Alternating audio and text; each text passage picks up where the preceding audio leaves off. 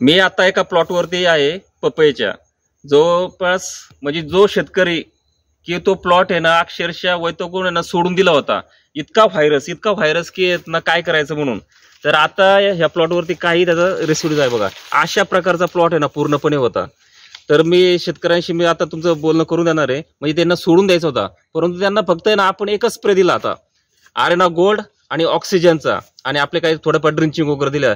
2 spray मध्ये आपला हा जो प्लॉट आहे तो प्लॉट आहे ना पहा तुम्ही आता अक्षरशः एकदम क्लिअर तुम्हाला पानं दिसताल किंवा फळाची साईज वगैरे कलर पहा आणि झाडाचे ना कॅनोपी पहा.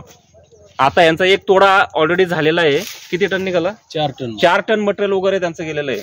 आपण प्रत्यक्षात आहे ना शेतकऱ्यांकडून ना थोडं एक विचारून घेऊया कसं वाटलं तुम्हाला रिझल्ट वगैरे, आणि प्लॉट कसं होता ना आता फवारल्यानंतर काय झालं आरेना चॉकलेटचा रिझल्ट सांगा.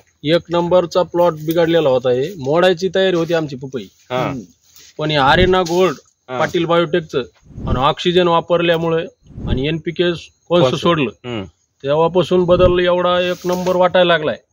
4 टन माल गेला पहिली कटिंगला. अच्छा, म्हणजे तुम्हाला हा प्लॉट अक्षर काढून टाकायची वेळ आली होती? अक्षरशः मोडण्याची तयारी केली आम्ही. व्हायरसनं इतका म्हणजे वैताग आलता.